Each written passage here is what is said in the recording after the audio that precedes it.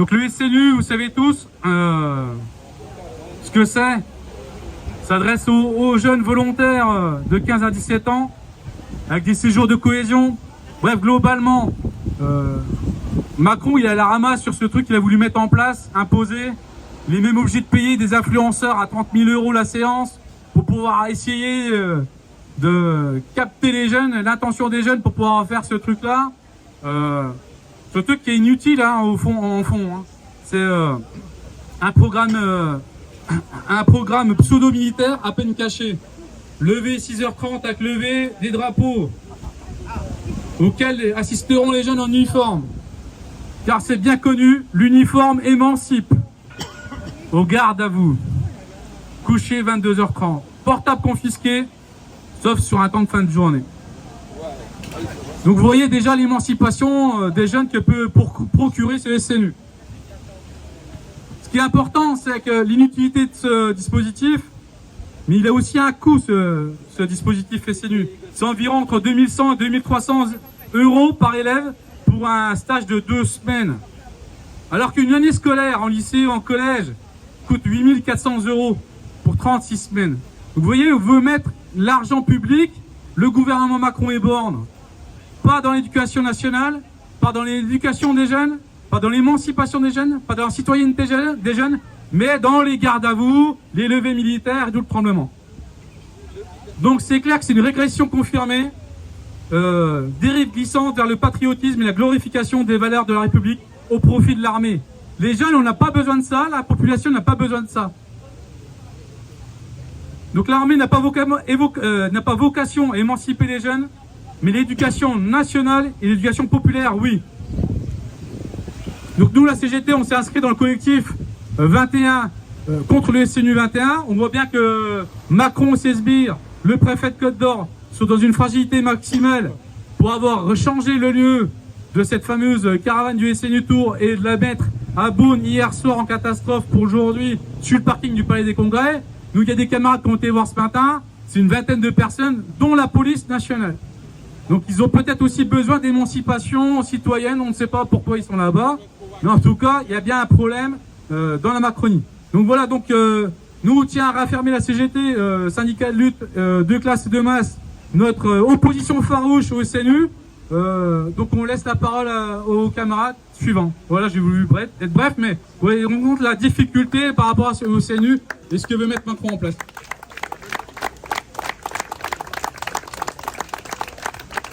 Présidente de l'UNEF Bourgogne.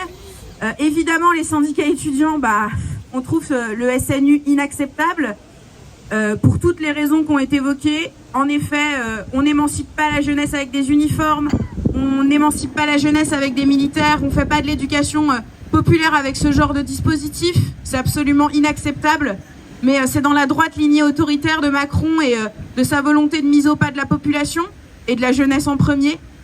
C'est grossier comme ficelle. Je conclurai juste en disant que la généralisation du SNU, c'est 2 milliards, ce qui avait été projeté par le gouvernement.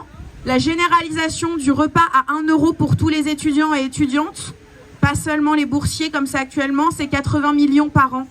Donc il y a des choix politiques qui sont faits, de mise au pas de la jeunesse, je le répète, et de précarisation de cette même jeunesse. Donc c'est pour ça qu'on s'inscrit complètement contre le SNU et qu'il est complètement inacceptable que cette propagande fasse le tour de France et qu'elle se réunisse partout pour embrigader la jeunesse.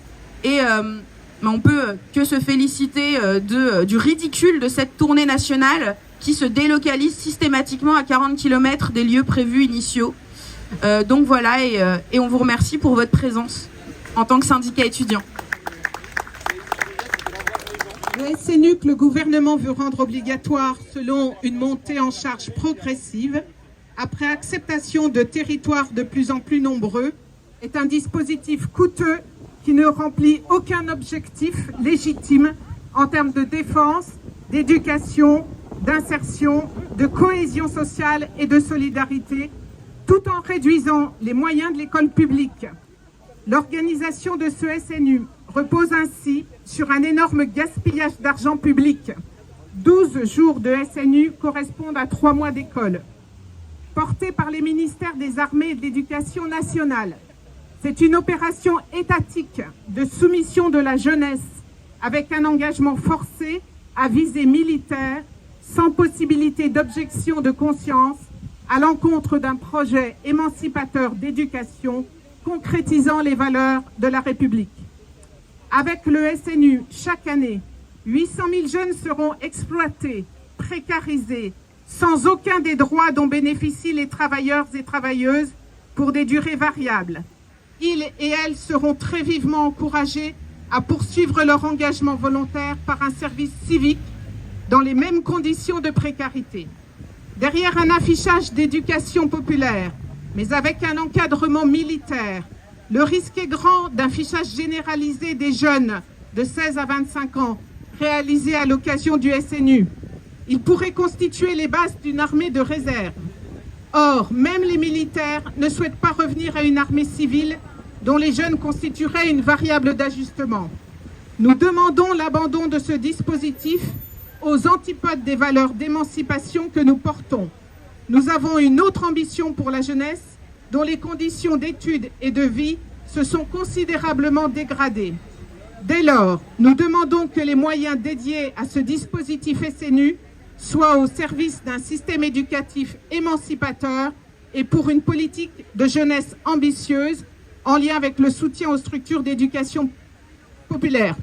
J'ajoute que, comme chaque organisation, la France Insoumise a des propositions, que ce SNU se place dans le cadre des 413 milliards du budget militaire, qu'il faut le refuser, y compris en tenant compte de ce contexte-là, et que nous avons des propositions alternatives que vous pouvez retrouver dans l'Avenir en commun. Merci.